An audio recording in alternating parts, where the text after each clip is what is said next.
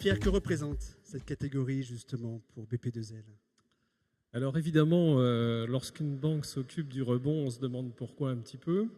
Je vais vous faire un petit parallèle qui est le suivant, c'est qu'aujourd'hui nous avons beaucoup parlé de rebond et comme nous sommes une banque que vous savez coopérative, dans laquelle nous avons une très grande proximité, nous avons une fondation.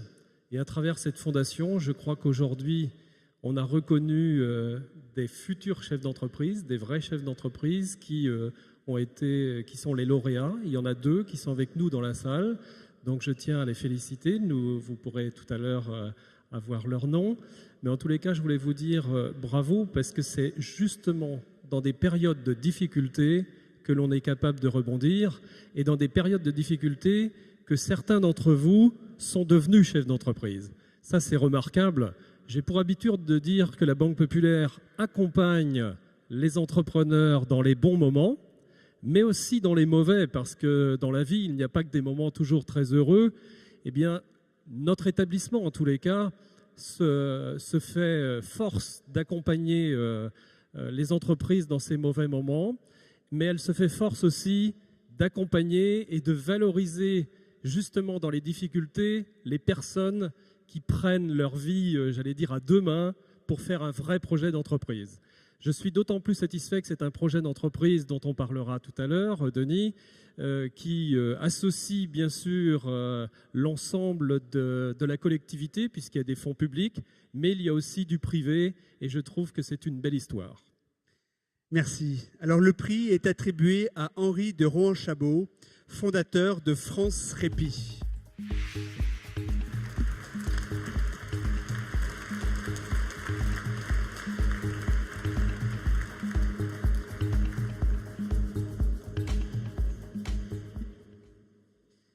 Alors Henri, vous êtes directeur de la communication et du développement durable de GL Evans lorsque votre fille Jeanne décède en 2010 d'une tumeur cérébrale. Depuis, vous avez créé l'association France Répit, qui a pour objectif d'une part de développer des lieux de répit pour les personnes en fin de vie et non valides, d'autre part de faire adopter par l'État le droit au répit, concept absent de la culture française médicale. Par ailleurs, vous pilotez l'édification d'une première maison de répit près de Lyon, qui pourra accueillir une 30aine de patients. Vous incarnez pleinement l'acte entrepreneurial résilient. Avez-vous connaissance des ressorts qui vous ont permis de faire de l'indicible une telle espérance et un tel creuset de sens? Bonsoir à tous. Le premier ressort, à l'évidence, c'est la résilience, vous l'avez dit. Je pense que quand on est confronté les uns ou les autres dans nos vies personnelles, dans nos vies familiales, à des moments difficiles, on a besoin d'essayer, de leur trouver un sens, de les accepter, de les dépasser, je dirais de les transcender même, pour que ce qui a été vécu porte du fruit. Ça, c'est la première chose. La seconde, qui est peut-être plus personnelle, c'est un acte de reconnaissance pour moi.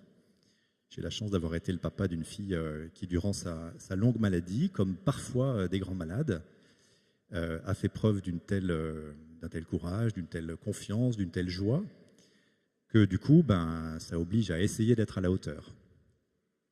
Alors vous dites, je vous cite, avoir plus que jamais l'impression d'être à votre place, d'avoir trouvé une liberté, une forme de pensée et d'action qui vous ressemble vraiment. Or, vous avez été un autre type d'entrepreneur puisque vous avez fondé et dirigé pendant 18 ans l'agence de communication Esprit Public. D'une aventure à l'autre, qu'est-ce qui fait commun et qu'est-ce qui est incomparable? Je crois que ce qui fait commun, c'est la méthode. Au fond, aujourd'hui, pour porter des projets sociaux, surtout quand ils sont innovants, dans une période qui est économiquement difficile, où l'État-providence a montré un peu ses limites, on a besoin de bâtir des projets qui soient extrêmement structurés, très professionnels, pour leur donner une chance d'aboutir. Grâce, je dirais, à la 50aine de personnes qui travaillent à nos côtés, médecins, soignants, mais aussi mécènes de compétences, plusieurs sont ici dans la salle, soutien du monde institutionnel, politique, du monde économique.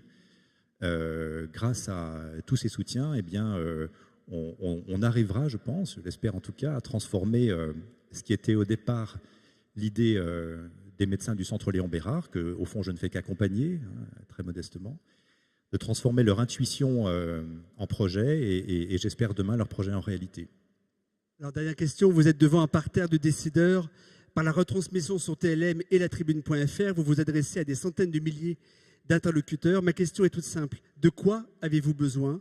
Et je ne parle pas que de soutien matériel ou financier.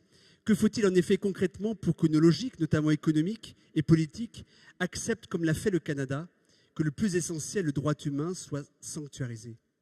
Alors, on a besoin d'argent, je ne vais pas quand même le démentir.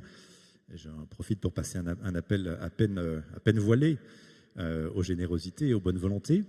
Mais plus sérieusement, je crois que ce qui est important, c'est que dans ces périodes de fragilité que connaissent beaucoup de familles, beaucoup de personnes, vous savez qu'il y a en France 4 millions de personnes qui ont la charge d'un proche malade à domicile. C'est un enjeu social considérable. Ce sont des dizaines et des dizaines de milliers de familles qui souvent se retrouvent dans des situations d'épuisement et qui ont besoin, pas simplement de médicaments, qui ont besoin d'attention et je dirais même qui ont besoin d'amour. Merci. Je vous invite à recevoir votre prix.